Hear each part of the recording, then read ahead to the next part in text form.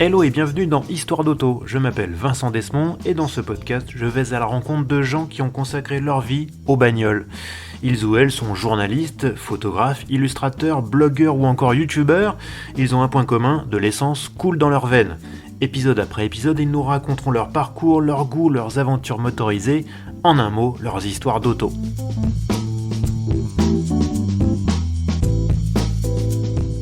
Quatrième épisode d'Histoire d'auto et aujourd'hui je reçois François Alain. Salut François. Salut Vincent. Alors t'es probablement un des journalistes automobiles les plus connus de France, mais bon, et tu Voilà, sais, voilà. bah oui, tu sais qu'ici la tradition c'est quand même de se présenter en quelques mots, alors vas-y je t'en prie, qui es-tu François Alain? Alors écoute, moi je crois être journaliste automobile depuis maintenant, ça fait un moment, ça me fait bizarre quand je dis ça, j'ai l'impression que c'était hier. Mais oui, ça fait déjà plus de 30 ans parce que j'ai commencé à la toute fin des années 80. Et donc on est déjà dans les années 2020, donc ouais, c'est dingue, c'est incroyable. Et j'ai fait un peu de presse écrite, pas mal de presse écrite, de la télé, de la radio, de l'internet, enfin comme nous tous, un petit peu de tout, parce que j'aime bien les médias en règle générale. Donc je voulais pas me cantonner à faire uniquement l'un ou l'autre, donc j'ai fait un petit peu tout, puis un peu d'édition aussi. Ça m'a pris pas mal de temps et en fait voilà, pour moi l'édition, d'ailleurs c'est drôle parce que souvent l'édition est considérée comme un média un petit peu décalé et pour moi l'édition, écrire des bouquins sur les bagnoles, pour moi c'est comme écrire des articles. Sauf qu'un bouquin c'est évidemment, ce serait l'équivalent d'un recueil de, je sais pas, 40, 50, 60 articles. Ouais. Mais pour moi, dans ma tête, c'est la même chose, quoi. C'est le même métier. D'accord, c'est quoi ton plus ancien souvenir de voiture? Comment elle t'est venue cette passion? Alors, comme je dis souvent, moi, j'ai pas d'antécédent particulier dans l'automobile. En fait, mon père était un amateur de voitures, mais sans plus. Moi, j'ai un grand frère qui était pas spécialement branché bagnole non plus. J'ai pas grand monde dans ma famille qui était spécialement axé voiture. J'avais pas de collectionneur de choses comme ça. J'avais un cousin par alliance, euh, qui lui évidemment est un petit peu connu dans l'univers de la voiture puisqu'il a été le rédacteur en chef de la revue technique automobile pendant 40 ans, Ouais. qui s'appelait Roger Briou, donc qui a été vraiment un journaliste et un écrivain et un collectionneur. Donc j'ai suivi ses pas sans même y penser. Bon, sauf que Roger n'est plus de ce monde, mais s'il était en vie, pour être très clair, il pourrait être largement mon père, voire mon grand-père. Donc c'est lui qui t'a filé le virus. Bah, c'est sans doute lui qui m'a filé le virus. Et puis c'est vrai qu'il y avait un copain de mes parents, enfin un couple d'amis de mes parents, dont lui était collectionneur de Citroën, tu vois, comme quoi ça s'invente pas. Il était collectionneur de Citroën, il habitait du côté du Vésinet. Et quand j'étais petit, c'est vrai que je devais pas être bien vieux, je devais avoir 10 ans, 12 ans.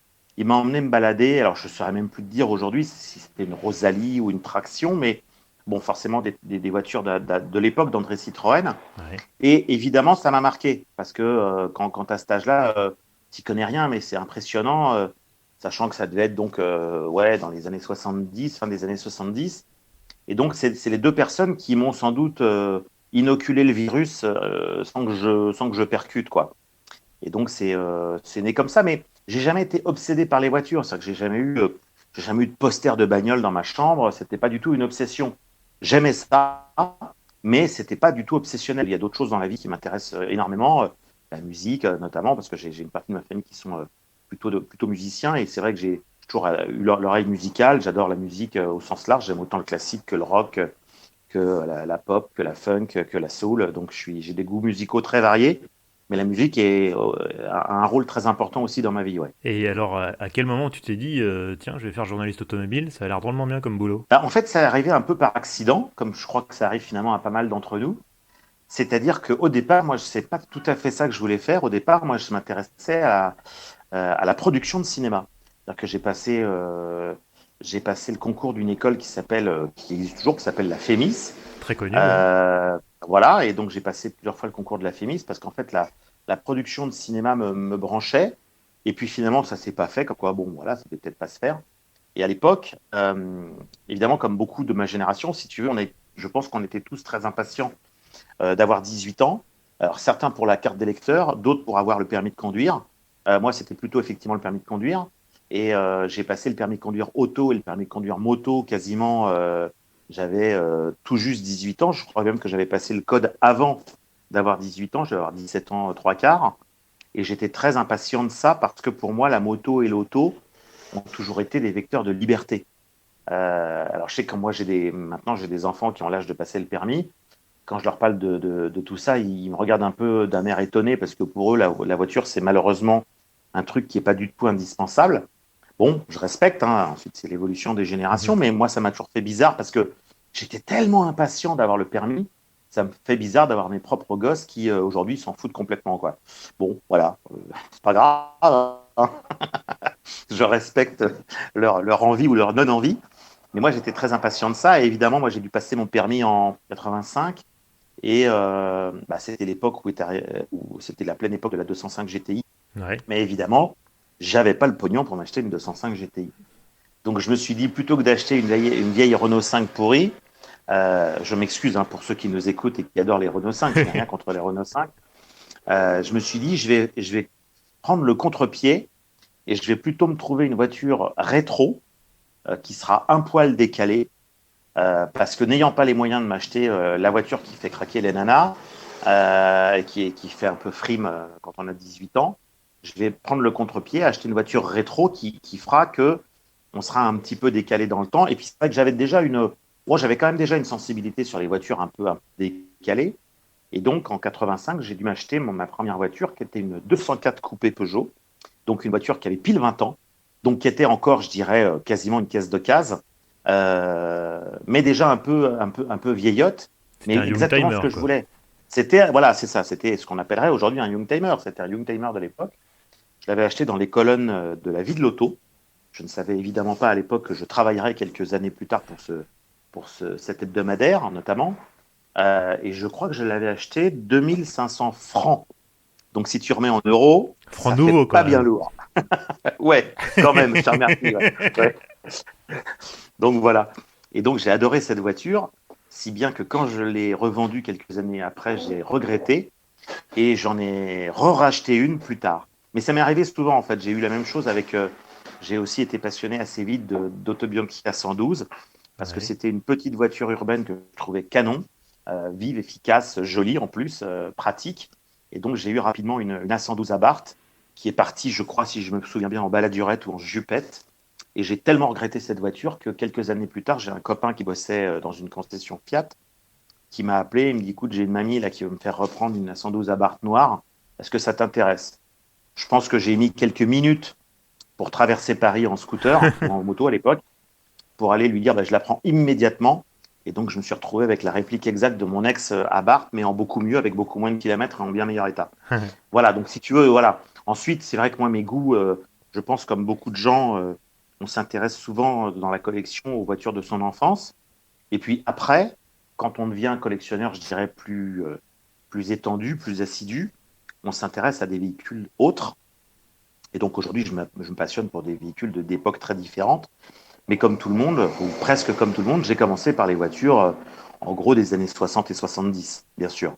Donc ensuite, ma modeste collection s'est agrandie avec tous les trucs standards de quand j'étais petit. Ça va de la 2 chevaux à la DS, en passant par euh, la 204, la Coccinelle, enfin toutes les voitures, la Fiat 500, toutes les voitures que je voyais dans la rue quand j'étais môme.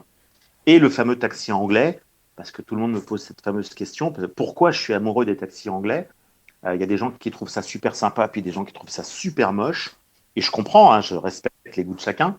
Et en fait, je crois que c'est tout simplement parce que la première fois que j'ai mis les pieds en Angleterre, ça devait être en 76 ou 77. Ma mère m'emmène en Angleterre et donc je déboule. C'était pas encore la gare de Saint-Pancras à l'époque, c'était je sais plus quelle gare. Et je tombe nez à nez avec les taxis anglais. Alors qu'il faut rappeler qu'à l'époque, à Paris, les taxis, c'était des voitures totalement standards, c'était des 504 Peugeot Hmm. diesel. Et donc, je tombe sur ce véhicule qui avait déjà un look complètement rétro, avec cette espèce de côté salon à l'arrière qui était un peu décalé. Et tout de suite, je me suis dit, mais c'est génial ce véhicule à usage de taxi. Quand je serai grand, j'en aurai un. Voilà. Et puis le hasard fait que, je sais pas, 20 ans plus tard, un jour, j'ai un copain qui avait un taxi anglais qui me dit, oh, j'ai un taxi anglais, je sais pas quoi en faire. Bon, et ben, je lui dis, si tu veux, on fait un échange. Et donc, je lui ai échangé son taxi anglais contre une Fiat 500 et une 304 break, si ma mémoire est bonne. Et donc, tout le monde était très content. Il était très content d'avoir échangé ça contre une Fiat 500. qui objectivement vaut elle toute seule beaucoup plus cher qu'un taxi anglais. Ouais. Enfin, c'était vraiment pas le souci. Et l'histoire du taxi anglais a commencé comme ça. Et quand quelques années après, l'aventure de Vintage Mécanique est arrivée et qu'on cherchait un véhicule pour, euh, pour faire un peu la mascotte de l'émission qui serve un peu de liaison à droite à gauche, j'ai proposé au producteur de l'émission, je lui ai dit, écoute, moi j'ai un taxi anglais, je trouve que c'est rigolo parce que c'est à la fois une manière de rendre hommage à nos amis britanniques qui ont objectivement tout inventé avant nous en matière d'émissions de télé, notamment sur les voitures anciennes.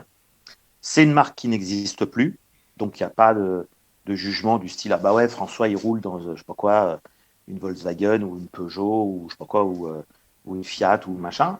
Là au moins on ne sera pas enquiquiné, c'est une marque qui n'existe plus, donc il y a pas de préférence pour une marque existante.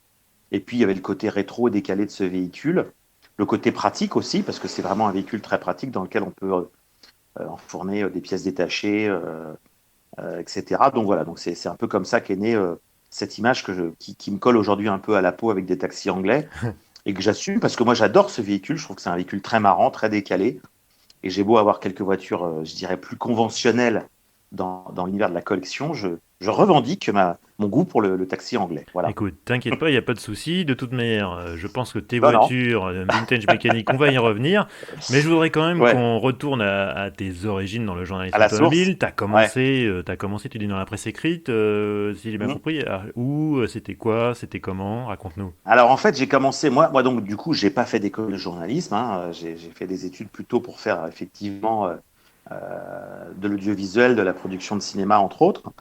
Et puis, en fait, quand j'ai acheté cette fameuse petite 204 coupée, je l'ai trouvée tellement mignonne qu'évidemment, j'ai vite compris qu'il y avait une version cabriolet, donc ça m'a démangé. Donc j'ai acheté le cabriolet. Une fois que j'ai acheté le cabriolet, je me suis dit, ah bah tiens, c'est vrai que le break, il est sympa, donc j'ai acheté le break. Et puis la berline, bah, elle est vachement chouette. Et donc finalement, je me suis retrouvé à avoir tous les modèles, y compris la fourgonnette plus tard. T'avais un grand Et garage. donc j'ai eu toute la série. Voilà. Et puis j'ai adoré cette bagnole. Et puis de fil en aiguille, j'ai fini par monter un club, parce que je me suis aperçu qu'il n'y avait pas de club pour les Peugeot 204 et 304, puisque c'est la petite sœur, donc la logique était que les voitures aillent ensemble. Donc j'ai monté ce club et j'ai commencé à faire un magazine de club. Donc j'ai commencé à écrire. Et puis de fil en aiguille, j'ai rencontré évidemment, je voulais déjà comme quoi le côté médiatisation travail.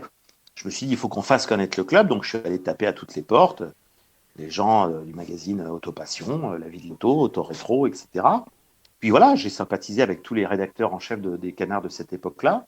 Et puis, fin 89 ou début 90, fin 89, je sais plus, je propose à Autorétro de les aider pour faire la fiche, parce qu'ils éditaient tous les mois une fiche technique d'un véhicule, avec tous les détails, notamment tous les détails qu'il faut savoir quand tu achètes ton véhicule pour pas le faire rouler, parce qu'il y a plein de points névralgiques à connaître.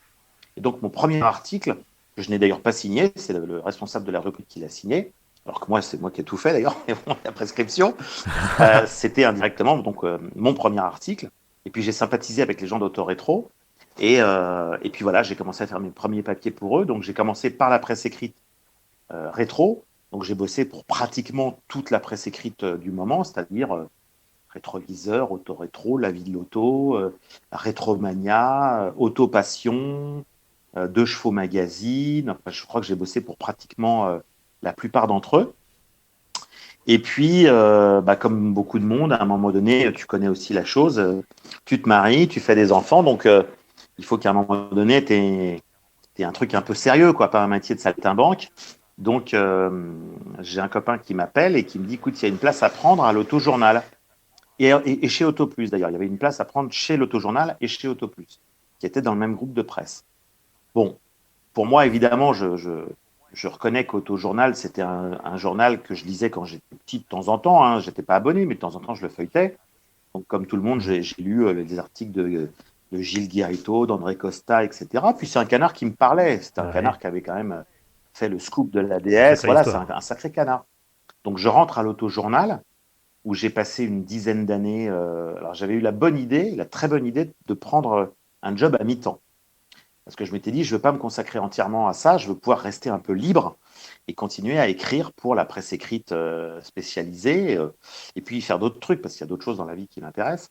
Donc j'ai eu ce boulot à mi-temps pendant 10 ans où je me suis je peux aussi le dire clairement parce que maintenant il y a prescription, je me suis royalement emmerdé. Comme dans toutes les rédactions, j'ai rencontré des gens extrêmement sympas, dont certains sont restés des copains et d'autres qui n'ont strictement aucun intérêt. Et, euh, et finalement, j'ai rencontré, j'ai rencontré Dominique Chapat en 98. Et puis on a alors, sympathisé n'est pas le terme exact à cette époque-là, mais voilà, il me demande ce que je fais, je lui explique que je suis à l'autojournal, je fais en gros la rubrique des chiens écrasés et les problèmes techniques avec les constructeurs. Et il dit bah ça tombe bien parce qu'on a une petite émission après Turbo qui s'appelle Warning qu'on veut entièrement repenser, relooker, et c'est un mec comme toi qu'il me faut. Donc bah je commence à Turbo, enfin pour être plus exact chez Warning. Ouais. J'arrive évidemment à faire quelques papiers, à quelques articles, tu vois, c'est la déformation professionnelle. J'arrive à faire quelques sujets pour Turbo et le côté télé était lancé. Alors, ce qu'il faut dire, c'est qu'entre-temps, j'avais aussi commencé les bouquins. J'ai commencé mes premiers bouquins datent de 95, donc au début des années 2000, j'en avais déjà écrit 3 ou 4. Et puis au total, j'ai dû en écrire, je crois, 16 ou 17. Bon, donc pour moi, ça a été un métier parallèle. C'est-à-dire que ce que je te disais tout à l'heure, c'est que pour moi, être journaliste de presse écrite ou auteur de livre, dans un domaine précis qui est la voiture de collection, bah, pour moi, c'est le même métier, c'est assez parallèle. Et puis donc, je commence avec Dominique. Je continue bien sûr en parallèle à faire de la presse écrite parce que j'adore la presse écrite. Je continue à bosser pour tous les magazines dont on a déjà parlé. À une époque, je suis même rentré de façon plus active chez Michel Homel, puisque j'ai été pendant un certain temps, je ne sais plus quel poste j'avais, je crois que j'étais rédacteur en chef adjoint de Autopassion. Donc voilà, j'ai vraiment petit à petit lâché la presse écrite généraliste pour me recentrer vers le spécialisé dans la voiture de collection. Et j'essayais évidemment, alors ça me fait rire parce que maintenant j'ai des rapports avec Dominique qui sont assez différents d'il y a 25 ans. Et je me souviens, j'en kikinais Dominique, je lui disais, mais Dominique, il faut faire de la voiture ancienne, etc. Dominique me disait, mais tu nous emmerdes avec tes vieilles pétaudières, on s'en fout. Bon, bref. Et c'est vrai que la mode de la voiture ancienne est arrivée, enfin, je dirais, a fait son trou petit à petit. Et aujourd'hui, Dominique, avec qui je collabore toujours, on va y revenir, est devenu lui-même quelqu'un d'assez fan de voitures anciennes. Il en a acheté quelques-unes à titre perso. Et donc, j'en ai reparlé l'autre jour, on a rigolé parce que je lui ai dit, tu te souviens, il y a 25 ans, quand j'ai commencé à bosser avec toi et que tu m'as envoyé balader quand je te parlais de voitures anciennes. Bon, c'était assez drôle. Et bon, puis ensuite, je suis parti de Turbo, je suis allé bosser pour AB Moteur, j'ai bossé pour Direct8, j'ai bossé pour W9. Je suis retourné bosser à Turbo parce que en 2008 ou 9, je ne sais plus très bien, Turbo a changé de format. C'est-à-dire qu'à l'époque, pour ceux qui s'en souviennent, Turbo, c'était une émission qui faisait une demi-heure.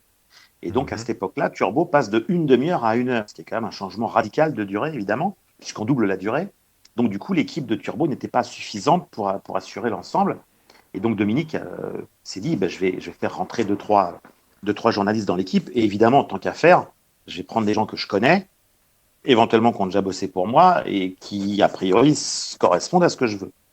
Donc, il me rappelle à ce moment-là. Puis, bah, moi, évidemment, Dominique me dit, écoute, est-ce que tu veux revenir bosser avec nous? Bouge pas, j'arrive, quoi. Évidemment. Donc, j'ai recommencé à bosser avec eux à cette époque-là. Et puis, petit à petit, Dominique, bon, ayant vraiment compris, parce que moi, je te dis, entre-temps, j'avais quand même écrit une quinzaine de bouquins, ayant vraiment compris que les voitures anciennes, c'était mon truc. À côté de la rubrique Occasion, que j'ai tenu longtemps dans Turbo, qui ne me passionnait pas, mais qui me permettait de bouffer, on va appeler un chat un chat. Dominique a compris que ça me ferait quand même vachement plaisir de faire de la voiture ancienne. Et donc, j'ai pu faire de plus en plus de voitures anciennes dans Turbo, sachant que j'en avais quand même fait beaucoup dans les chaînes où j'étais allé avant. Et il m'a même proposé de co-présenter avec lui assez régulièrement des émissions, assez tôt, hein, on est vraiment au début des années 2010. Et puis j'ai fait ça avec un vrai plaisir. Et en 2015, j'ai vent de la création imminente de une, voire deux émissions de télé axées sur la voiture ancienne. Alors évidemment, bon, mon sang ne fait qu'un tour. Et je me dis, bah, c'est quand même une occasion assez sympa parce que c'est les deux choses que j'aime. C'est-à-dire que j'avais effectivement à cette époque-là déjà plus de 15 ans d'expérience en télé des deux côtés de la caméra, à la fois en tant que journaliste et à la fois en tant que co-présentateur ou animateur de plateau. Donc, je me suis dit, bah, c'est génial parce que moi, j'avais évidemment de mon côté un projet d'émission spécialisée voiture ancienne, qui n'est pas d'ailleurs l'équivalent de Vintage Mécanique, mais qui est un autre format. Et donc, je passe deux castings différents, pratiquement en même temps, pour deux émissions qui sont en cours de création. Je ne sais pas à l'époque que les deux émissions sont destinées à la même chaîne, parce que la pratique courante sur les castings de ce genre de choses, c'est qu'on ne te dit pas à l'avance pour qui c'est. Donc tu passes des castings sans savoir vraiment d'abord pour quelle chaîne c'est. Tu ne sais pas forcément encore le nom de l'émission et tu ne sais pas encore forcément le contenu exact de l'émission.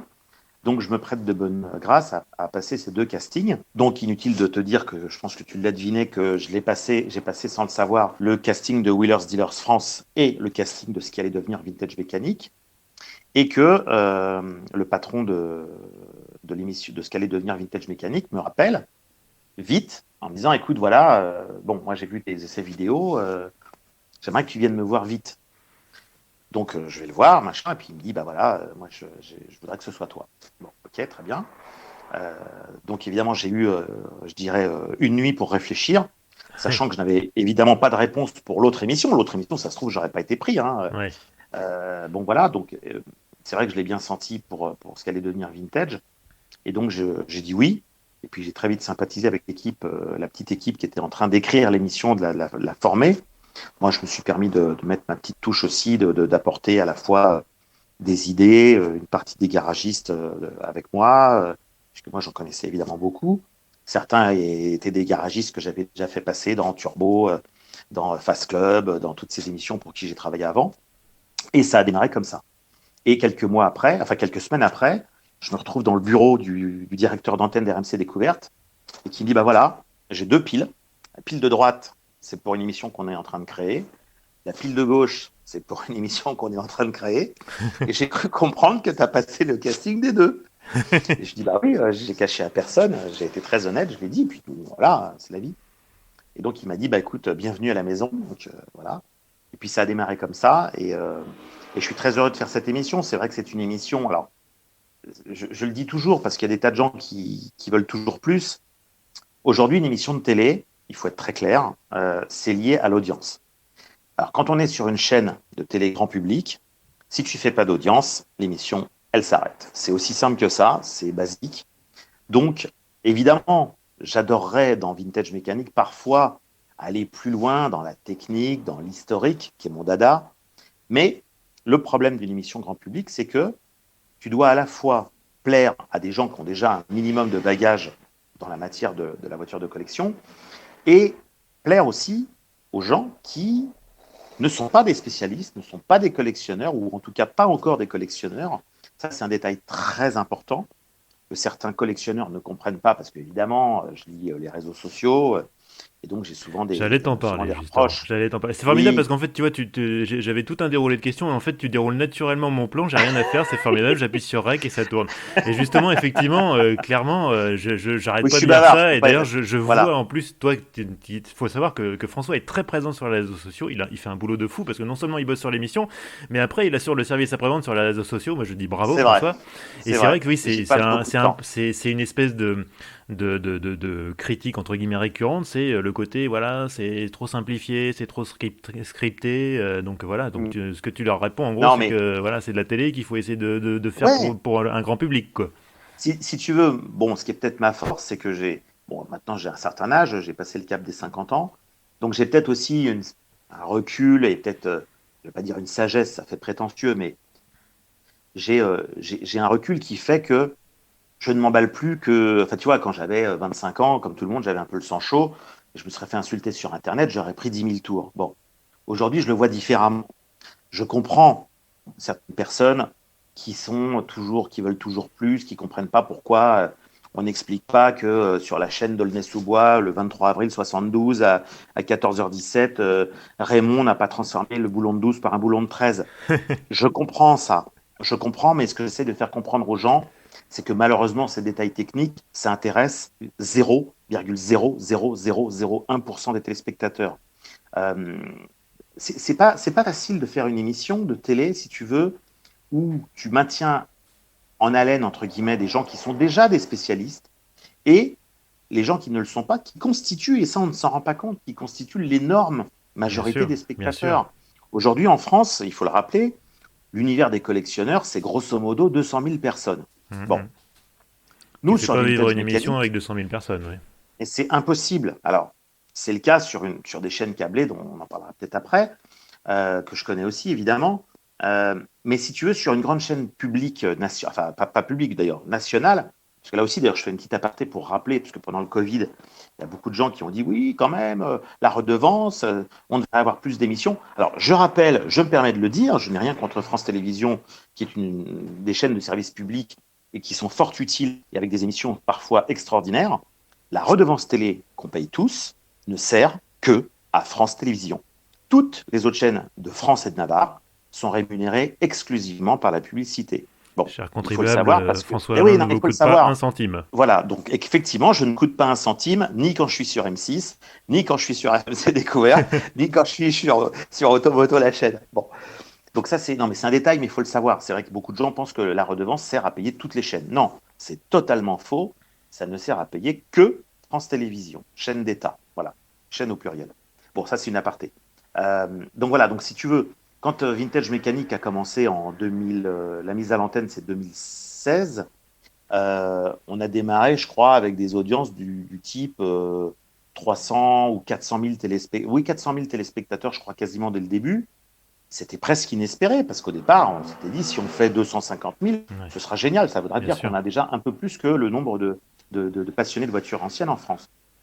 Aujourd'hui, en fin de saison 5, donc on a diffusé la saison 5 il y a quelques semaines, aujourd'hui, on a eu des épisodes, je le précise, avant Covid, parce qu'évidemment, le Covid a aidé toutes les chaînes de télé, Oui, bien évidemment, sûr. puisque les gens étaient chez eux, donc les chiffres ont été un peu extraordinaires pour tout le monde. Mais avant Covid, on a eu plusieurs épisodes qui ont dépassé 700 000 téléspectateurs en première diffusion, Ouais, ce c'est qui est super. énormissime. Ça veut dire que sur une émission comme Vintage Mécanique qui est diffusée sur RMC, Découverte, on a, donc quand on fait du 700 000 téléspectateurs, voire plus, parce qu'on a même un épisode qui a dépassé les 750 000, et donc en moyenne, quand tu dépasses 750 000 téléspectateurs sur une émission comme Vintage, c'est extraordinaire. Parce que ça veut dire qu'il y a 200 000 personnes peut-être qui sont des passionnés de voitures, des collectionneurs, etc. Et les deux tiers qui restent, voire les trois quarts, qui sont des néophytes. Ils ont vu de la Donc ça, lumière, ils c'est. sont rentrés. Et voilà. Et donc ce qui est génial, c'est que moi, bon, c'est vrai que je suis souvent présent dans les manifestations de voitures anciennes parce que j'adore ça. Je Et confirme. puis, c'est pas, si tu veux, c'est pas parce que je suis passé de l'autre côté de la caméra que je n'y vais plus. Moi, ça n'a rien changé. Alors, ça me fait toujours rigoler parce que il y a des manifestations, tu vois, à Montlhéry, par exemple, qui existent depuis 15 ans, où j'ai depuis 15 ans. Et puis là, depuis 3-4 ans, j'ai des gens que je croise là-bas. Ah, bah, c'est super, François, de te voir dans ce genre de manif. Les gars, moi, je viens depuis le début, hein. Ça n'a rien changé. Sauf que Tu vois. maintenant, on te Donc, demande ça des me fait toujours. autographes et tout, on fait des Voilà, sauf que selfies. maintenant les gens connaissent, voilà, les gens connaissent ma tête si tu veux, mais je leur dis, mais les gars, vous savez, je viens pas que depuis que je fais de la télé, enfin, je venais avant, parce que je suis aussi à titre perso collectionneur. Donc voilà, pour moi c'est juste normal de venir, sauf que maintenant vous avez repéré ma bobine, mais que avant vous me croisiez sans savoir que j'étais journaliste bagnole, etc. Bon, voilà, ça c'est une aparté. Mais voilà, ce qui est bien, c'est ça. Et ce qui me plaît moi beaucoup, c'est de me dire que on est quand même dans une époque relativement, enfin même très autophobe, et qu'il n'y a jamais eu autant d'émissions de bagnoles en France. C'est vrai. Voiture, voilà, c'est extraordinaire. Il y a quand même des émissions partout. Tu vois, pratiquement, il y a beaucoup de chaînes qui font de la voiture. Il y a M6, il y a TF1, Mais je pense il y a que justement, en C8, fait, il y a les RMC. gens ont besoin de se retrouver entre communauté de fans, et ça se Bien ressent sûr, aussi dans le nombre d'événements qui sont organisés. Et j'ai l'impression qu'on n'a jamais eu autant. Tous les week-ends, il y a des rassos, tous c'est les clair. 15 jours, il y a des gros événements, et du coup, ouais, on a l'impression que plus justement le climat est anti-bagnole, plus les gens qui aiment la voiture ont envie de retrouver, un peu de se serrer les coudes et de mettre du baume au cœur, quoi. Bah, ça, je suis tout à fait d'accord. Et dans la grande famille automobile, il y a évidemment différentes sous-ensembles, enfin différents sous-ensembles. La voiture ancienne est un univers assez particulier parce qu'évidemment, ça implique une passion pour la restauration, l'entretien. Il y a un côté parfois un peu méticuleux des gens parce qu'ils vont chercher des pièces pas forcément faciles à trouver, etc. Et le gros avantage de la voiture ancienne, c'est qu'il y en a pour tous les goûts, et tous les prix. Et c'est ce que j'essaye de faire passer comme message dans Vintage et dans les autres collaborations que je peux avoir à droite à gauche. C'est de dire, voilà, parce que j'ai parfois, évidemment, et ça me fait de la peine, j'ai parfois des gens sur les réseaux sociaux qui disent, ouais, mais vous comprenez, vous parlez que de voitures de riches. Mais non, il ne faut pas le voir comme ça. C'est idiot d'abord parce que c'est faux.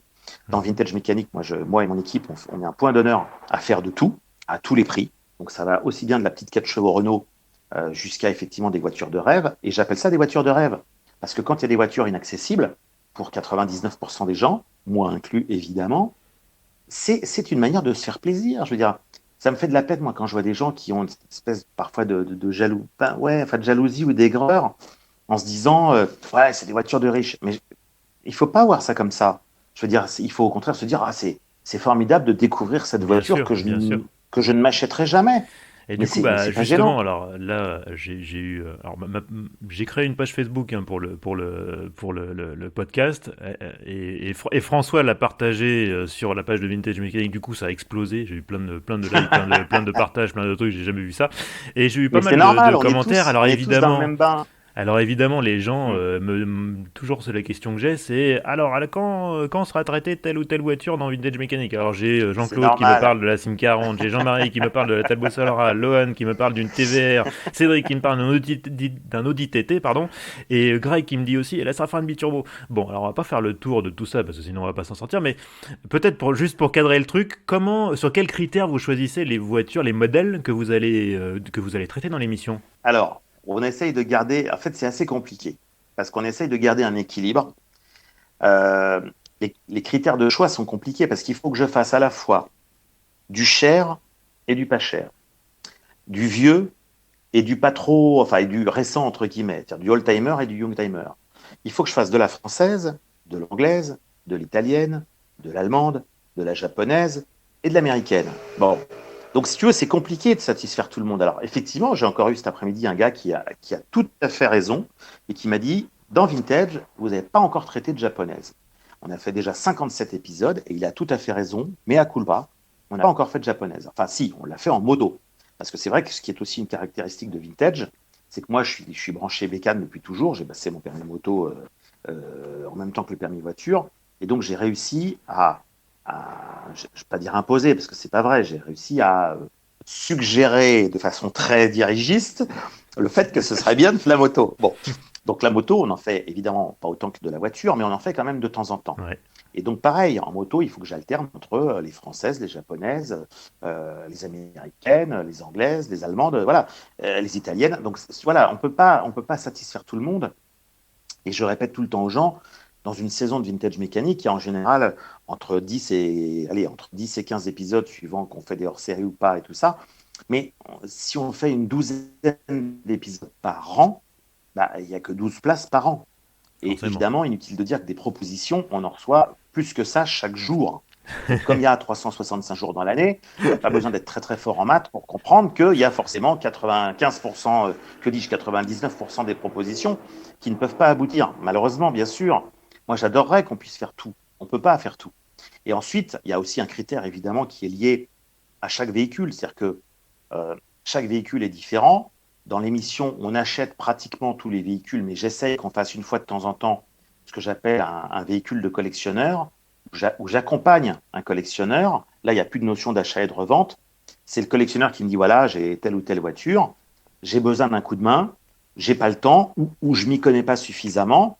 Est-ce qu'avec une enveloppe de, je sais pas quoi, 10 000 balles, 15 000 balles, 20 000 balles, ça dépend de la voiture, tu peux m'aider? Et donc là, je convoque mes petits camarades garagistes, restaurateurs, et puis on fait en fonction des moyens. Parce que ça, c'est aussi un détail très important. C'est vrai que les gens, et je le comprends parfaitement, ont comme exemple les émissions anglaises et leurs déclinaisons américaines. Bon, le problème, c'est que ces émissions-là sont des émissions où le but, c'est souvent de gagner de l'argent. Ouais. Et comme Vintage Mécanique a commencé à l'antenne quelques mois avant Wheeler Dealer, au début, les gens se sont dit, mais en fait, Vintage Mécanique, c'est la version française de Wheeler Dealer. Bon. Et en fait, non, puisque bien sûr, Wheeler Dealer France existe. Je fais un coucou amical à Jerry et Aurélien, qui, je vous précise aussi dans la vie, sont des copains. Hein. Jerry habite à Paris, on se voit souvent, etc. Donc, il n'y a aucun malaise là-dessus. Bon, moi, je ne le vois pas du tout comme un concurrent. Je le vois comme un confrère. Et le fait qu'en plus nos deux émissions soient sur la même chaîne, on est plutôt complémentaires qu'autre chose. Donc il y a pas de problème là-dessus. C'est marrant parce que les gens parfois croient qu'on est rivaux, on se déteste, mais c'est n'importe quoi. Justement, comment vous positionnez, toi par rapport à eux, eux par rapport à toi, pour pas trop vous marcher sur les pieds? Ah bah, la règle, elle est très simple, c'est que de tenir les émissions sont relativement différentes. Le format de Wheeler Dealer est un peu plus court que le nôtre, et eux ont choisi de restaurer une voiture dans un seul et unique garage, managé par Aurélien. Nous, on a choisi la théorie inverse, qui est que, au contraire, je challenge différents restaurateurs, et donc le déroulé est assez différent. J'ai un people au milieu de l'émission, ce qui n'est que très rarement le cas dans Wheeler Dealer. Donc voilà, eux sont parfois plus axés sur les tutos que nous. Moi, je suis plus axé sur l'historique. Bon, mais évidemment, c'est des émissions qui sont quand même quelque part un peu parallèles, et c'est très bien comme ça. Et effectivement, on a un juge de paix, entre guillemets, qui est la programmation d'RMC, qui, elle, sait à l'avance quelles ont été les propositions de l'équipe et quelles ont été les propositions de l'équipe de Vintage, et qui, évidemment, essaye qu'on ne fasse pas les mêmes voitures au même moment. Alors, évidemment, il y a des voitures totalement incontournables. On a tous les deux fait la 2 chevaux, et d'autres véhicules, c'est normal. On essaye de ne pas les faire en même temps. On essaye de s'étaler pour pas faire les mêmes voitures au même moment. Et jusqu'à présent, à une ou deux exceptions près, ça s'est très très bien passé. Et c'est gagnant-gagnant pour tout le monde. Donc c'est très très bien. Et puis nous, il y a vraiment, alors il n'y a pas de souci, on n'est pas du tout dans un esprit de concurrence. Moi, alors, je fais vraiment partie de ceux, et c'est sincère, je ne dis pas ça par intérêt ou par flagornerie, je fais partie de ceux qui pensent sincèrement que plus il y aura d'émissions de voitures, mieux c'est. De Ouais, voitures d'ailleurs, anciennes, c'est encore mieux. à titre personnel, je suis téléspectateur des deux émissions. D'ailleurs, Ben j'aime bien les voilà, deux, hein. bien sûr. Et moi, Et comme j'aime tu aussi ce dis, que plus font il y en tous. a, plus il y a de Voilà, bagnoles à la télé, plus je suis content, moi, hein. tout ce que font nos copains, même dans les émissions entre guillemets généralistes ou d'actualité ou de reportage, il n'y a aucun souci. Alors voilà un détail important, j'ai dit le mot reportage. Quand je bosse pour M6, pour Turbo, avec Dominique, on est dans une émission de reportage. Quand on est sur RMC, on est dans des émissions de fiction. Et c'est vrai que parfois les gens ont du mal à comprendre. Parfois les gens nous disent ouais, vous avez triché parce que si, parce que ça. Bon, un exemple tout bête. On a fait une émission sur la Porsche 914. À partir du moment où tu tournes une émission comme une fiction, on est plus proche d'un feuilleton, si tu veux, que du journal télévisé. Bon. Et ce qui prouve que les gens regardent vachement, et moi je suis super heureux de ça, on a eu plusieurs fois des remarques de gens qui disent oui, alors quand même les gars, il y a un truc bizarre, quand Nicolas remonte les carbus de la voiture, c'est des vieux carbus d'occasion. Or, un quart d'heure avant, il a acheté des carbus neufs. Qu'est-ce que c'est que cette embrouille? Alors l'explication, ils ont parfaitement raison, parce que c'est totalement exact. En fait, ce qui se passe, c'est que comme toutes les émissions de fiction, on tourne parfois dans le désordre. Ouais. D'ailleurs, il y a certaines émissions où c'est drôle, parce que moi j'aime bien aller chez le coiffeur, et quand je vais chez le coiffeur, je lui demande de me couper court. Donc il y a des émissions où j'ai les cheveux semi-longs, et 3 secondes après, j'ai les cheveux courts. Ça arrive. Bon, ça Le c'est un monteur se gag. les arrache, Mais d'ailleurs, il paraît. voilà. Et donc, en fait, ce qui s'est passé, là j'ai un cas très précis, c'est que le jour où on devait effectivement tourner ça, les carbus n'étaient pas arrivés chez le fournisseur. Or, quand on fait une émission de télévision, ça implique beaucoup de monde. Et effectivement, tu ne peux pas annuler parfois au dernier Oui, moment un bien sûr. tournage. Ça implique, il y a 2 caméramans, un ingénieur du son, un mec pour les lumières, le réalisateur, moi, un assistant, un régisseur. C'est beaucoup de monde. Donc, c'est aussi beaucoup d'argent. On ne peut pas annuler un tournage au dernier moment. Donc, qu'est-ce qu'on a fait? Nicolas, Mister la débrouille, il nous a sorti 2 carbus qu'il a passé vite fait au produit pour les rendre à peu près présentables. Il s'est enquiquiné à monter les carbus parce que les vrais n'étaient pas arrivés. Et d'ailleurs, au passage, évidemment, quelques jours après, il a fallu qu'il s'enquiquine à les redémonter pour remonter les vrais. Et on a tourné la séquence d'achat quand ils sont arrivés quelques jours après. Bon. Donc, si tu veux, là, on est exactement dans le cas de figure de gens qui, parfois, ne comprennent pas que c'est de la fiction. Ouais, vous avez triché. Mais non, les gars, on n'a pas triché. C'est de la fiction. Donc, on raconte ce qu'on veut. Dans un feuilleton, quand tu vois, je sais pas, Julie Lescaut qui se prend une balle, c'est pas pour de vrai, c'est de la télé, tu vois. Oui, je crois qu'effectivement, on a tous Donc, compris. et oui, donc voilà, donc c'est pas un souci. Et c'est vrai que c'est un détail important parce que parfois les gens sont tellement captivés, et tant mieux, c'est bien pour nous, sont tellement captivés qu'ils en oublient qu'on leur raconte une histoire. Bien Il n'y sûr, a pas de secret bien là-dessus, je veux sûr. dire, c'est évident.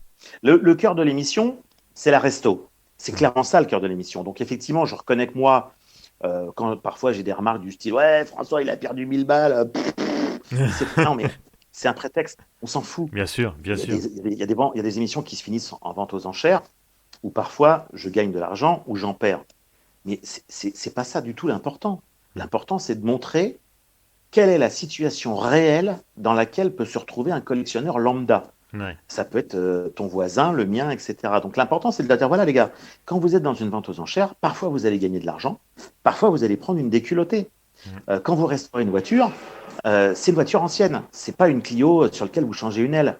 Donc parfois, quand vous allez désosser la bagnole, vous allez tomber sur ce qu'on appelle un vice caché. Il y a eu 2 émissions où on a joué le jeu du vice caché, c'était la Golf GTI et la Ferrari 330. Bon, mais c'est voulu, parce que c'est très important, notre rôle, mon rôle à moi aussi, il est là pour dire, voilà les gars, moi je suis un peu à votre place en fait, vous pourriez être à la mienne, c'est-à-dire que moi je suis là, je suis un peu le chef d'orchestre, mais je suis là pour vous montrer ce qui vous, en tant que collectionneur, peut vous tomber sur le coin de la figure.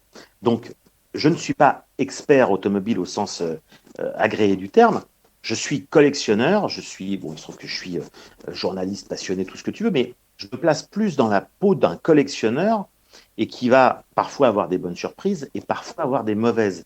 Donc la notion de gagner ou de perdre du pognon, c'est de l'emballage télévisuel Bien sûr, pour expliquer aux bien gens les sûr, situations réelles. C'est pas un concours, on s'en fout complètement de ce bien qu'on sûr, gagne ou de ce qu'on évidemment. perd, parce qu'il est inutile de préciser qu'évidemment, le coût de fabrication et de réalisation d'une émission n'a rien à voir avec le fait qu'on perd 500 balles ou 1000 balles. C'est pas du tout ce genre de chiffre, hein, le coût d'une Bien émission de sûr, télévision d'une heure. évidemment, Il faut revenir évidemment. sur Terre. Dis-moi, les garagistes, comment tu les as recrutés? Ça a été difficile de les convaincre de participer à une Alors, émission de télé? il y a une partie des restaurateurs que je ne connaissais pas, qui ont été recrutés par l'équipe qui a mis en place l'émission. Et puis moi, j'en ai proposé plusieurs que je connaissais, qui étaient des gens avec qui j'avais déjà travaillé dans le passé. Donc voilà, il y a une partie qui sont des gens que j'ai découverts, que parfois je ne connaissais pas. Certains, je les connaissais, bien sûr, mais... Et puis une partie de gens que moi j'ai proposés qui sont venus, entre guillemets, un petit peu dans mes bagages, quoi. Voilà. Mais du coup, ce qui est génial, c'est que tout le monde ne se connaissait pas avant, c'est-à-dire qu'il y a des garagistes qui ne se connaissaient pas entre eux. Et évidemment, les premières émissions, c'est comme une mayonnaise, hein, ça prend ou ça prend pas. Et finalement, bon, ils sont un peu regardés en chien de faïence, je dirais, le premier jour. Et puis ensuite, la glace a été brisée rapidement. Et aujourd'hui, la plupart s'entendent très bien. Certains sont devenus copains dans la vie. On se voit régulièrement. On essaie de se faire une bouffe une fois ou deux par an en dehors des caméras pour aussi se poser et puis se marrer. Et puis de manière, je pense que si l'ambiance était exécrable, ça se sentirait. On ne peut pas faire une Oui, émission bien comme sûr. celle-là si l'ambiance est bidon, si tu veux. Oui, on voit bien qu'ils se vannent entre eux et on voit bien que c'est pas Bien scripté, ça. sûr, bien sûr. J'ai une question de Yann sur Twitter. À quand une émission sur la rétrofit? Je rêve de m'offrir une ancienne avec un moteur électrique. Alors déjà, qu'est-ce que t'en penses toi du rétrofit? Est-ce que pour toi c'est haram ou est-ce que c'est quelque chose que t'envisages même pour l'émission? Alors, je pense qu'il n'y a que les imbéciles qui ne changent pas d'avis. Ouais, Je fais partie de ceux qui étaient très sceptiques. Et quand j'ai mis mes fesses dans une voiture rétrofitée, au bout de 2 jours, parce que je ne l'ai quand même pas essayé 5 minutes, hein, je l'ai essayé 2 jours, au bout de 2 jours, je suis ressorti de là en me disant, ça se discute. ouais, Alors, mon point de vue, alors là, je vais parler de mon point de vue personnel, je pense que c'est une solution qui n'est pas stupide dans certains cas de figure. Quand j'ai vu le prince Harry qui s'est marié dans une type cabriolet électrifiée, pour moi, c'est sacrilège. C'est ouais, juste impensable. Par contre, sur certaines petites voitures populaires, il y a un sens totalement logique, pas du tout idiot. ouais, Ce que je dis tout le temps, c'est que pour moi, une Porsche 911, une Jaguar Type E, ce genre de voiture, si tu veux, c'est des voitures qui sont bâties autour d'un moteur. bien sûr. Donc, c'est vrai que ça me semble. Alors, peut-être que je changerai aussi d'avis. Hein. Tu sais, Hmm. je ne suis pas du genre à croire que mon opinion est la bonne ad vitam aeternam. Je changerai peut-être un jour d'avis, mais j'imagine mal ce genre de choses sur ce type de voiture. Par contre, je l'ai essayé sur des petites voitures type 2 chevaux Ouais, et c'est bluffant. C'est bluffant. Alors, en plus, sur ce type de voiture, c'est réversible. Donc, c'est facile à redémonter et à remonter l'équipement d'origine. Et très sincèrement, ça se défend clairement. Ça se défend clairement parce que c'est à la fois pratique, efficace, notamment parce que le couple d'un moteur électrique n'est pas stupide. C'est parfois très efficace sur des petites voitures populaires. Et je pense qu'effectivement, sur des Fiat 500, des Mini de 2 chevaux ou des voitures même un peu plus grosses, ça se défend. Alors, de toute manière, l'électrique n'est pas la panacée. Je veux dire, moi, je ne fais pas partie des gens qui disent demain, il faut que toutes les voitures soient électriques. Il n'y a pas plus stupide comme raisonnement, ça ne veut rien dire. Hmm. L'électricité dans l'automobile, c'est une des solutions. C'est une solution qui n'est pas stupide dans plein de cas de figure, mais ça n'est pas du tout une généralité. Je veux dire, c'est un des éléments. Il y a plein de choses intéressantes dans l'univers de l'automobile. L'hybridation, évidemment, reste quelque chose qui, à mon avis, est un très bon compromis dans beaucoup de cas. Voilà. Ensuite, c'est pas. Ce qui fait toujours rigoler les gens, c'est quand je leur raconte que Ferdinand Porsche, en 1899, avait déjà inventé le véhicule électrique, la voiture hybride, etc. C'est vrai. Bien Voilà, sûr. c'est tout. On ne fait que redécouvrir les choses. Donc, il y a plein de. Et il n'était pas le seul en plus. Hein, je parle de Ferdinand Porsche, mais il n'était pas le seul. Donc, voilà, il ne faut pas oublier que tous ces trucs-là, il y a un sens, il y a une logique. On redécouvre régulièrement des inventions.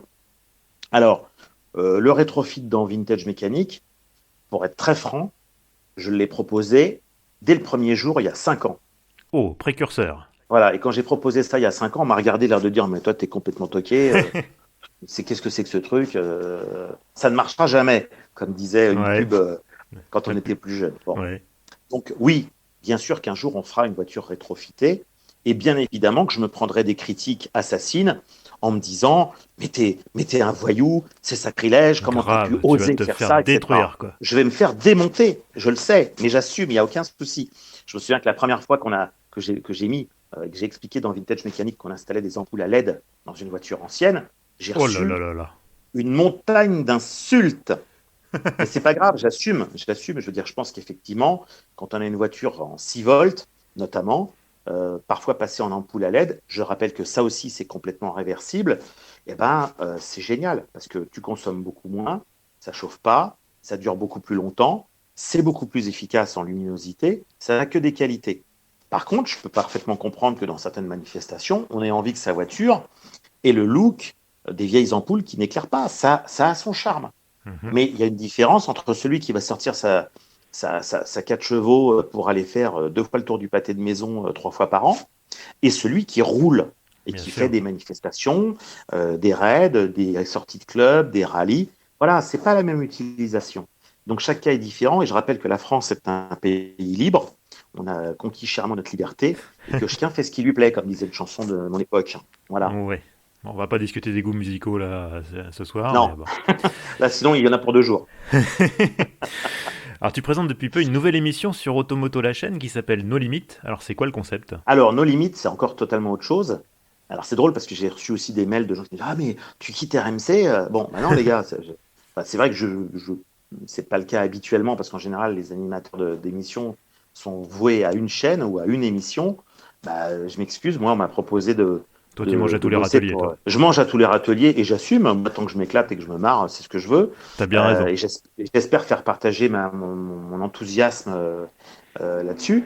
En fait, si tu veux, pour moi, ça n'est qu'un retour, puisque Automoto, la chaîne, c'est le nouveau nom d'une chaîne qui avant s'appelait AB Moteur, Ouais. dans lequel moi j'ai bossé longtemps, dans une émission qui s'appelait V6, qui Ouais. existe toujours d'ailleurs, qui a changé 3 ou 4 fois de présentateur ou présentatrice depuis. Moi, j'ai fait partie de la première équipe qui bossait à l'origine de cette émission.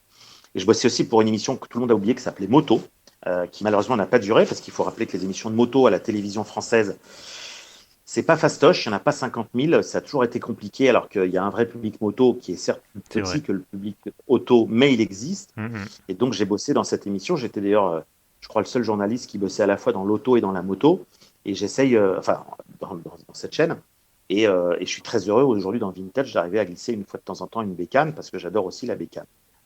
Cette émission, c'est un format plus court, donc c'est ce qu'on appelle un 26 minutes, alors Mhm. que Vintage, c'est un 52 minutes. Enfin, on dit 52, mais on déborde toujours, on n'arrive jamais à tenir 52, on est toujours à 58, 60, 62, etc. Et donc, c'est les véhicules d'intervention, c'est-à-dire qu'il n'y avait jamais eu d'émission spécifique sur les véhicules de police, de gendarmerie, de l'armée, les ambulances, les voitures de pompiers, etc. Bon, donc on a lancé cette émission.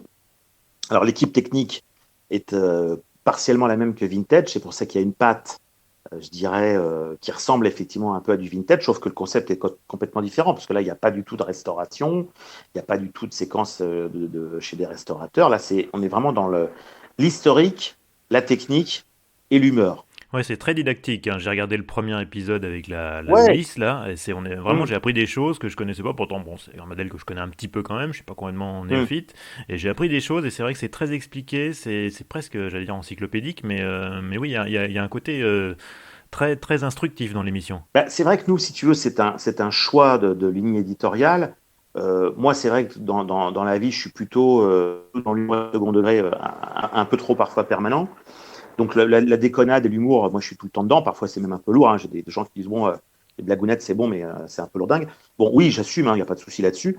Maintenant, c'est vrai que on a essayé de trouver un format qui n'est pas du documentaire pur, qui n'est pas du divertissement pur, qui n'est pas de l'historique pur. On C'est est un petit peu à un la peu au croisée des milieu, ouais. chemins. Ouais, on est un peu au milieu. Alors, ensuite, on peut aimer ou ne pas aimer, je comprends parfaitement, hein, et j'assume, il n'y a aucun souci. Mais avec cette équipe, parce que je rappelle aussi, c'est très important que les émissions que je fais, je ne suis évidemment pas tout seul, c'est toujours un travail d'équipe. J'ai été suffisamment longtemps de l'autre côté de la caméra pour le savoir, hein, en tant que journaliste ou de faire de la réal, ou, etc. Donc c'est un travail d'équipe. Il y a toujours des caméramans, des ingénieurs du son, un réalisateur, des gens à l'édito. Voilà, c'est à la documentation aussi, parce qu'il faut retrouver des archives, des machins. Donc c'est un boulot d'équipe, il ne faut pas l'oublier, c'est pas uniquement la tête de proue. Hein. La tête de proue, comme son nom l'indique, c'est la tête de proue, mais il y a toute l'équipe derrière, quoi. Donc il ne faut jamais les oublier, parce que sans eux, il n'y a pas d'émission. Voilà. Et t'as d'autres projets comme ça en tête? Il me semble que t'as évoqué un projet d'émission que t'avais dans les cartons, peut-être pour qui sait, dans 5-10 Oui, ans. on a toujours, si tu veux, je pense qu'en matière de télé, il faut jamais s'endormir sur ses lauriers. Donc, bien sûr qu'on a toujours des projets, des idées en tête, écrites ou pas écrites, sur lesquelles parfois on tourne ce qu'on appelle des pilotes. Bon, alors évidemment, en ce moment, on est dans une période un petit peu particulière, parce que Ouais. le Covid a fait que le paradoxe total, c'est que les émissions de télé n'ont jamais eu autant de spectateurs que pendant le Covid. Mais on revient au problème de tout à l'heure, c'est que les chaînes non publiques sont des chaînes qui ne vivent que de la publicité. Et pendant le Covid, évidemment, Le marché s'est effondré. l'univers de la publicité s'est écroulé. C'est normal. Tu vas pas vendre des bagnoles quand tu peux pas rouler. Tu vas pas vendre des Donc tu voyages quand peux tu peux même pas pas aller en voyager. Tu vas concession pas vendre des d'ailleurs. restaurants quand tu peux pas aller au resto. Voilà. Tu vas pas vendre des films quand tu peux pas aller au cinéma, etc. Donc le marché de la pub s'est écroulé. Et il y a de vrais problèmes financiers pour évidemment un pan de l'économie, dont l'audiovisuel, des restrictions budgétaires qui sont malheureusement logiques. Et donc, il faut jouer, enfin, il faut survivre avec ça, il faut s'adapter. C'est pas facile, c'est pas simple. Donc, quand les gens parfois rouspètent en disant ouais, quand est-ce qu'il y a les nouveaux épisodes? Bah, les gars, il y aura des nouveaux épisodes quand on va partir tourner et on peut pas les sortir d'un chapeau, quoi. Donc, c'est un peu de boulot, c'est un peu long parce que je répète à nouveau que Vintage, notamment, c'est une émission de fiction et que donc, c'est pas tourné comme du reportage, c'est beaucoup plus long à tourner. Une émission d'une heure, c'est plusieurs semaines de travail. Ouais. Alors qu'une émission d'une heure en reportage, en général, c'est fait en quelques jours. Là, on ne parle pas en jours, on parle en semaines, parfois en mois. Donc, c'est très compliqué. Et puis, en plus, les restaurations, bien sûr, elles sont étalées sur une période longue. Donc, quand on dit que telle émission fait 7 jours de tournage, c'est évidemment pas 7 jours de tournage à la queue leu-leu. Bien C'est sûr. 7 jours de tournage éparpillés sur 3 mois, 4 mois, 5 mois. Hum, hum. Donc, il y a toute une logistique de gestion de tournage à faire. Moi, quand je tourne toute une semaine, je saute du coq à l'âne. C'est-à-dire que le lundi, je vais tourner chez Olivier, le mardi, je vais tourner chez Nicolas, le mercredi, je vais tourner chez Pascal, le mercredi, je vais tourner chez David et Céline. Voilà, donc voilà. Moi, en plus, à titre perso, je jongle toute la semaine. Puis il ne faut pas que je me trompe, il faut que je me souvienne que là, je suis chez Pascal en train de parler d'une Alpine à 310 Ah, et faut que pas faire de demain, je gaffe. vais être voilà, et que demain, je vais être chez Michael sur une Harley Davidson. Tu vois, donc bon, il ne faut pas non plus t'en mêler les pinceaux, quoi. Dis-moi, on le sait moins, mais tu es aussi patron d'une maison d'édition, les éditions du Oui, fil conducteur. Est-ce que tu peux nous parler un peu de cette expérience-là? ça, c'est une expérience qui était assez logique. C'est-à-dire que j'ai bossé pour les autres pendant de nombreuses années. J'ai écrit pour 3 éditeurs différents. Et puis un beau jour, je me suis dit, en fait, j'aimerais bien devenir éditeur moi-même. Et donc en 2010, je crée cette maison d'édition, qui est une petite maison d'édition très modeste.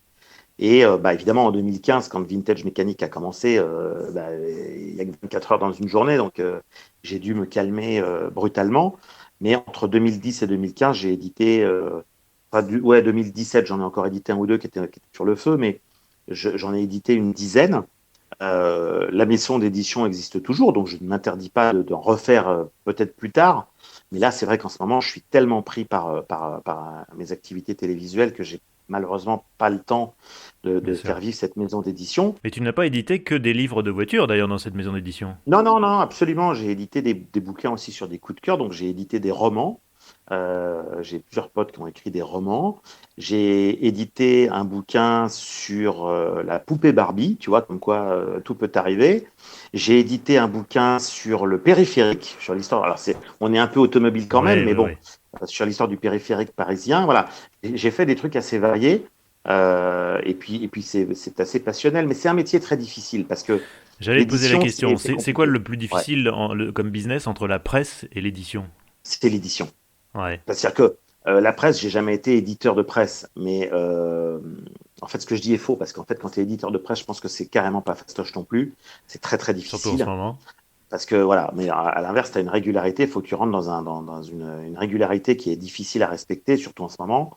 Ouais. L'édition, ça a l'air plus simple, mais c'est pas plus parce que l'édition, d'abord, il faut trouver des distributeurs, il faut avoir des réseaux notamment de libraires qui sont performants. Aujourd'hui, il y a tellement de bouquins qui sortent que tout bosse en flux tendu, donc les libraires n'ont pas de stock, donc c'est très compliqué. C'est quelque chose de difficile. La médiatisation, c'est le nerf de la guerre. Si un bouquin n'est pas médiatisé, bah, il ne peut pas se vendre, hein. C'est Hmm. très très compliqué. Donc c'est un métier, j'ai beaucoup de respect pour les éditeurs parce que c'est un métier très compliqué. Moi, je l'ai fait et je le referai peut-être à ma petite mesure. Hmm. Donc j'ai une maison d'édition, mais c'est pas une multinationale, on n'est pas 50, hein. On est en gros un et demi. C'est-à-dire que voilà. Donc c'est un peu compliqué. C'est Mais familial, quoi. non, non, non, c'est ça. C'est passionnant, mais c'est très très compliqué parce que je pense que ça fonctionne quand tu es au minimum de taille moyenne. Hmm. Quand tu es un tout petit, c'est très très compliqué, très dur, très très dur. Mais passionnant, ça, j'ai appris plein de choses. C'est un peu comme mon métier de journaliste où j'étais devant et derrière la caméra. Là, en tant qu'éditeur, je suis passé de l'autre côté de la barrière et donc j'ai vu aussi toutes les coulisses du métier de l'édition avec ce que c'est que faire une maquette, être à la bourre, aller chez un imprimeur, être à la bourre parfois, aller chercher toi-même les cartons de bouquins avec un camion parce que voilà. Enfin, tu vois, c'est très passionnant, mais c'est un métier difficile et j'ai beaucoup de respect pour les petits éditeurs parce que c'est un métier très très difficile. Hmm, hmm. Bah, vous voyez, François est vraiment un touche-à-tout, hein. La télé, la presse, l'édition, il a tout fait. Voilà, il a tout fait. Tout, je ne sais pas, mais en tout cas, moi, ma ligne de conduite principale, c'est de faire des choses qui me passionnent. Ensuite, bon, je n'ai peut-être pas tout bien fait, il y a encore plein de choses peut-être L'important, c'est que je dois d'essayer découvrir. L'important, c'est d'essayer, et et comme je dis d'apprendre. souvent, il y a que ceux qui ne font rien qui ne se trompent pas. Voilà, Voilà, c'est ma exactement. grande phrase, ça. Tu vois, Audiard, c'est les cons, ça ose tout, c'est à ça que ça se reconnaît. Moi, c'est effectivement, outre cette phrase-là, évidemment, c'est si tu fais rien, tu risques rien. Oui, évidemment, ça c'est clair. Voilà, c'est Voilà. sûr. Bon, on a parlé de ton taxi anglais, on a parlé de Ouais, Abarth à 112. T'as quoi d'autre dans ton ouais. garage? Puisque j'ai cru comprendre que tu as toujours eu un garage très très bien rempli, donc vas-y, raconte un peu. J'ai un petit peu de tout, ça va, ça vient. J'en ai toujours trop parce que, en fait, si tu veux, comme beaucoup de collectionneurs, j'ai un peu le côté accumulateur, ce qui Ouais, en fait est une fausse bonne idée. Parce que ouais. accumuler des voitures, c'est bien, mais on n'a plus le temps de les faire Bah rouler. oui, voilà. Donc, au lieu d'avoir 20 bagnoles, dont 15 ne roulent pas, en fait, il vaudrait mieux en avoir que 5 ou 6 qui roulent. Mm, mm. Et plus je vieillis, plus je me dis qu'il faut que je réduise ma collection. C'est terrible. Donc oui, moi, mes goûts, c'est principalement les voitures populaires des années 60-70. Bon, j'ai un petit faible qui n'est pas un secret pour les vieilles Porsche. J'ai toujours adoré les premières 911, les 356. C'est pas Voilà. très Et puis en populaire, fait, ça, toujours en par contre, vieillissant, hein. non, c'est pas très populaire, mais j'ai eu la chance d'acheter ça à l'époque où ça n'intéressait pas grand monde. Et quand je vois aujourd'hui combien ça vaut, enfin, ça me fait ni chaud ni froid parce que moi, je suis pas vendeur. Donc, je m'en Oui, fous que ça vaille de l'argent. Je m'en contrefous puisque moi, je les ai achetées parce qu'elles me plaisaient. Je les ai pas achetées parce qu'elles valaient ou qu'elles vaudraient de ouais, l'argent. bien C'est pas sûr. du tout mon problème. Je veux dire, tu vois, je sais pas, je vais te dire, j'ai une petite Vespa 400 par exemple que j'adore autant que ma vieille 911, alors qu'elles ont effectivement pas du tout la même valeur monétaire. Mais je serais aussi triste de me séparer de l'une que de l'autre. Tu vois, enfin, c'est pas du tout. C'est du sentimental. C'est pas du vénal, quoi. Donc, le côté cote me fait ni chaud ni froid, quoi. C'est pas, voilà. Pour moi, c'est pas important. Bon, tu sais que maintenant, puisque tu as écouté déjà le premier épisode avec Géraldine, que je salue au passage, Bien tu sais sûr. que ce Bah, nous podcast se aussi, moi termine aussi. avec quatre questions un peu rituelles. D'abord, bah, on imagine que si tu me dis que tu es tu thésauриses les voitures de collection, donc ça veut dire que tu passes tes journées sur le Bon Coin, la Centrale et consorts. Donc, c'est quoi ta dernière Alors non, recherche? Non, même en pas. fait, non. En fait, non, parce que j'ai plus le temps. Alors, ma dernière recherche. Eh bien, alors, en fait, j'ai donc eu la chance d'acheter une DS 21, un Hmm. peu par hasard, il y a quelques années. Parce que moi, tu vois, bon, souvent, on aime bien ce qu'on n'a pas eu. Moi, mon papa, quand j'étais petit, il a d'abord été longtemps Simca et ensuite, il est passé Peugeot. Mhm. Donc, chez moi, il n'y a pas eu beaucoup de Citroën. Donc, Ouais. évidemment, quand j'étais petit, bah, j'étais passionné parce que je n'avais pas dans ma famille. Et donc, bah, quand je voyais passer des DS, si tu veux, je me dis, ah, ça doit être canon, ça doit être génial. Et donc, j'ai attendu d'avoir quasiment 50 balais pour m'acheter ma première DS, dont je suis fou amoureux. Ouais. J'adore cette voiture parce que je trouve que c'est une voiture qui est complètement décalée, qui ne ressemble à rien d'autre. C'est un morceau d'histoire de France, pour moi, la DS. Comme d'autres voitures, hein, je ne veux pas non plus être sectaire, mais c'est un morceau d'histoire de France. Et je vais effectivement de temps en temps sur le Bon Coin et autres pour voir si certains accessoires ou certains trucs dont je pourrais avoir besoin sont disponibles. Et je vais aussi souvent sur Internet pour retrouver des photos d'époque, pour voir des combinaisons de teintes en me disant, tiens, l'intérieur cuir de telle couleur avec telle carrosserie, c'est pas mal. Ah, puis cette couleur-là, c'était chouette. Et puis voilà. Donc c'est vrai que je crois que ma dernière recherche ces jours-ci, ça devait être là-dessus. T'es en train de nous dire que tu veux faire du tuning sur ta DS. Surtout pas. Au contraire, c'est la remettre en teinte d'origine. C'est-à-dire que le gars qui l'avait avant moi a fait une teinte qui n'est pas d'origine, qui lui va extrêmement bien d'ailleurs.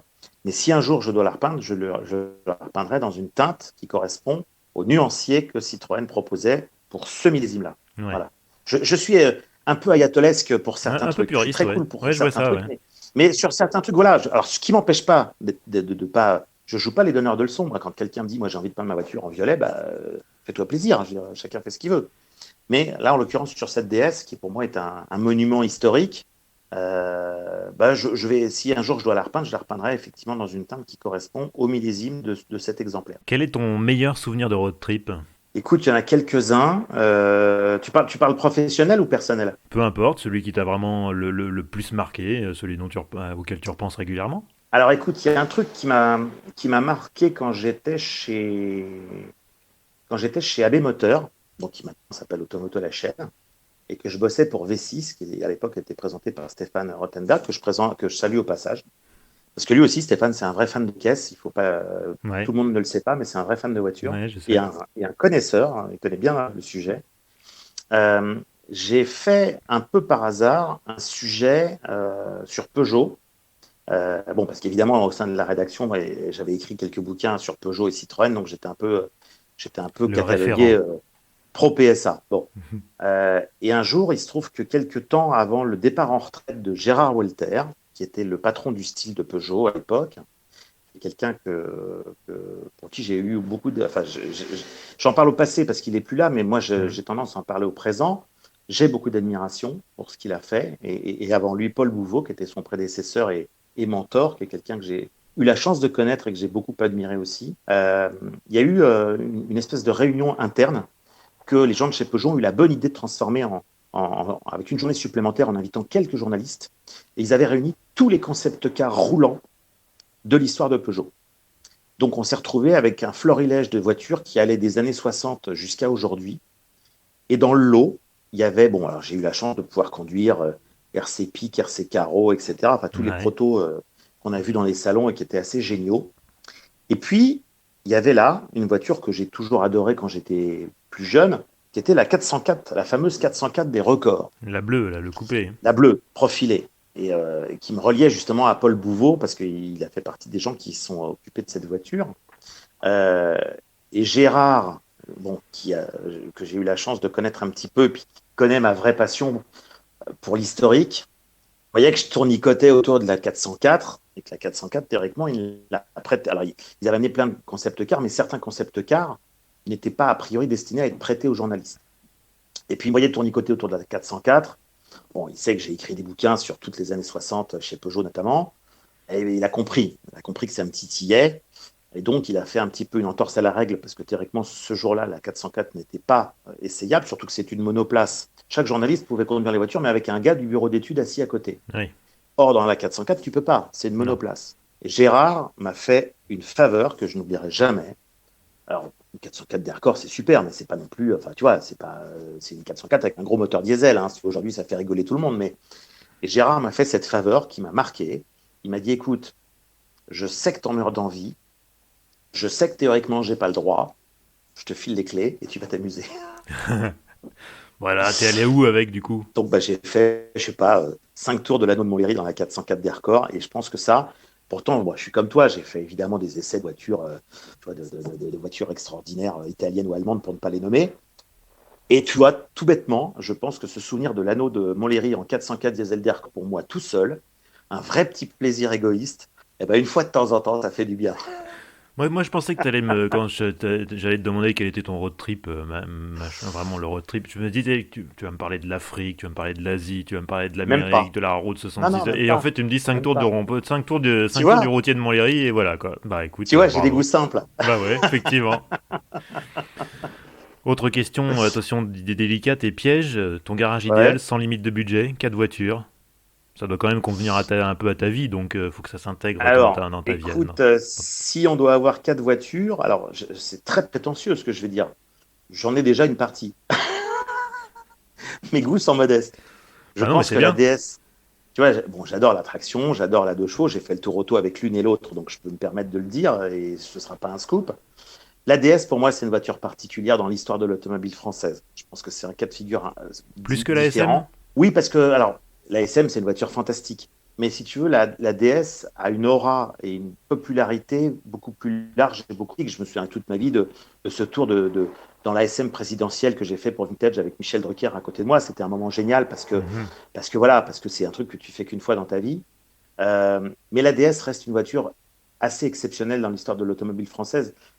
Pas techniquement, si tu veux, parce que c'est à la fois tout, c'est à la fois la technique, la conduite, le look, l'aura qu'elle a eue. C'est la voiture de Fantomas, c'est la voiture de Funès, c'est la voiture Et le succès commercial, du hein. général de 1 Gaulle. million 200 000 Bien exemplaires quand sûr, même. bien sûr. C'est une voiture qui est passée d'histoire avec un grand H. Une autre voiture que j'adore, mais c'est un secret pour personne, j'adore cette voiture, elle est simplissime, c'est le Speedster 356. Ah Alors ouais. là, je vais pas dire que je l'ai déjà parce que tout le monde le sait, j'en ai une qui est une réplique. J'assume parfaitement parce que c'est une très belle réplique qui a Elle est été très faite belle, je dans les confirme. années 80 aux États-Unis. J'adore cette voiture. J'ai toujours été amoureux de cette voiture. Alors, si je dois en choisir une troisième, je reconnais que j'aime beaucoup le style de Pininfarina dans les années 60, qu'ils ont fait beaucoup d'extrêmement belles voitures. Alors évidemment, Pininfarina, à l'époque, ils ont décliné des dessins qu'ils ont vendus. Ils étaient malins, hein, ils ont vendu pratiquement le même dessin à Peugeot, Ils Fiat, étaient pas les seuls, hein. Ils étaient pas les seuls. Lancia, Ferrari, etc., même à certaines marques anglaises. Je reconnais que toute la série des 250, 275, 330 Ferrari et leur déclinaison dans des voitures populaires, parce que quand tu regardes un cabriolet 404, bah, c'est un peu une Ferrari 250, hein, il y a C'est des vrai, liens c'est vrai. évidents. Bon, je trouve que ça, c'est le style vraiment très, très élégant. Ça, je trouve ça assez canon, je dois vraiment le reconnaître. Mais alors Et la tu prends quatrième, laquelle alors du coup? Parce que tu m'as pas vraiment dit un modèle oui, alors, dans cette non, bah, gamme. ça peut être ouais, une 275, tu vois, même une 2 plus 2 qui ne sont pas les voitures les plus recherchées. Je trouve que c'est des voitures fondamentalement élégantes. C'est Je vrai. trouve que c'est vraiment des très belles autos. Et puis la quatrième, écoute, je sais pas, parce que la quatrième, il y a tellement de trucs vraiment hors normes que c'est difficile de choisir. Moi, je suis pas forcément un obsédé de la vitesse et de la puissance, hein. Bon, évidemment, c'est sympa d'être dans une voiture qui est un peu décalée. Euh, Il y a plein de voitures d'avant-guerre que je trouve formidables. Je trouve que, tu vois, le concept fait par Monsieur Paulin, notamment pour Peugeot, sur les Eclipse d'avant-guerre, tu vois, les 402, les Mhm. 401, les 601, c'est très élégant. Je trouve aussi que certaines Bugatti sont juste magiques. Ouais. Évidemment, tu as certaines Bugatti qui sont des œuvres d'art. On est même plus dans l'automobile. Bien sûr, bien Euh, sûr. c'est pas d'ailleurs, moi j'ai eu la chance de conduire certaines de ces voitures. C'est pas forcément ultra passionnant à conduire. Mhm. Ça peut même être décevant pour certaines personnes. Mais il y a un truc. Il y a un truc, il y a une espèce de magie. Et puis, c'est un ensemble de choses. C'est une époque, c'est des personnages qui ont fait ces voitures. C'est des personnages ensuite qui les ont conduites sur les circuits. Voilà, je trouve que tout ça, c'est passionnant. Et dans cette famille-là, il y a évidemment des choses absolument désirables qui sont totalement intouchables aujourd'hui financièrement. Ah mais C'est on a pour dit ça c'est nos qu'effectivement, limites là. Le budget voilà, c'est open, donc voilà, fais-toi plaisir. nos limites, c'est un terme qui me va bien. Ouais. Donc je suis tout à fait d'accord. Donc oui, effectivement, bah, tu peux me dire, je sais pas quoi, un coupé Napoléon ou une Bugatti Atlantique, une Atlantique, tiens, voilà, c'est beau ça. c'est C'est c'est un magnifique. truc, si tu veux, qui est complètement hors norme. Ouais, Tu c'est vois, extraordinaire. c'est des voitures extraordinaires. Mais je pense qu'avec des voitures comme ça, tu n'oses même plus sortir parce que tu as trop peur de les casser, de les abîmer, etc. Mais c'est une œuvre d'art. Oui, On est au-delà, tu oui. vois. Tu pourrais la poser dans C'est, ton voilà. salon et passer ta vie à l'admirer, quoi. Ah ben, je pense que dans ce cas-là, je la poserais dans mon salon parce que j'oserais même plus sortir avec. Oui, non, Faut c'est avoir assez un clair. grand Ouais. salon quand même, hein, mais... Voilà, on est d'accord. On est d'accord. Si tu devais conduire qu'une seule auto jusqu'à la fin de tes jours, ça serait laquelle? Ah, c'est dur, hein. Ah là, Eh c'est ben, dur. ouais, c'est vraiment difficile. C'est vraiment difficile. Euh, alors, je vais peut-être te redire à nouveau la DS parce que c'est une auto tellement, tellement différente, tellement décalée. Mais je reconnais que le côté galet d'une petite 356 Speedster, qui en plus est une auto simple, une auto facile, une auto pas compliquée techniquement, et une auto extrêmement fiable, Mhm. fait qu'évidemment, je te dirais, bon, avec une 356, je sais que je me dépannerais pratiquement n'importe où. Donc j'aurais tendance à dire le compromis, rapport, plaisir, look, facilité, c'est peut-être ça. Ouais, c'est peut-être bien ça. C'est ton dernier mot. C'est mon dernier mot, Jean-Pierre. Eh ben écoute, merci beaucoup François. On a passé un très C'était bon un moment avec plaisir, les toi. amis. Un grand plaisir. Et bah, je te dis à une prochaine fois. Eh ben, avec grand plaisir, les amis. Salut Vincent, merci beaucoup. Salut. Ciao, ciao. Et voilà, c'est la fin de ce 4e épisode du podcast Histoire d'auto. Alors comme je vous l'ai dit dans le cours de l'émission, maintenant il y a une page Facebook. Vous recherchez sur Facebook Histoire d'auto au pluriel podcast et vous allez tomber dessus. N'hésitez pas à liker pour vous tenir au courant des nouvelles publications. Vous pouvez toujours me retrouver bien sûr sur Twitter, toujours Histoire d'auto au pluriel. N'hésitez pas à vous abonner aussi au podcast, parce que en gros tous les 15 jours il y aura un nouvel épisode. Vous pouvez le faire sur toutes les plateformes, en gros toutes les grandes plateformes, que ce soit Apple Podcast, Google Podcast, Spotify, TuneIn, Deezer et j'en passe et des meilleurs. N'hésitez pas d'ailleurs à laisser une petite appréciation, évidemment si vous aimez ça et qu'elle est bonne c'est encore mieux, mais parce qu'il paraît que ça aide drôlement pour faire remonter le podcast et le faire découvrir à d'autres gens. Donc voilà, et en tout cas je vous remercie, je vous embrasse et je vous dis à très bientôt. Bonne route, ciao.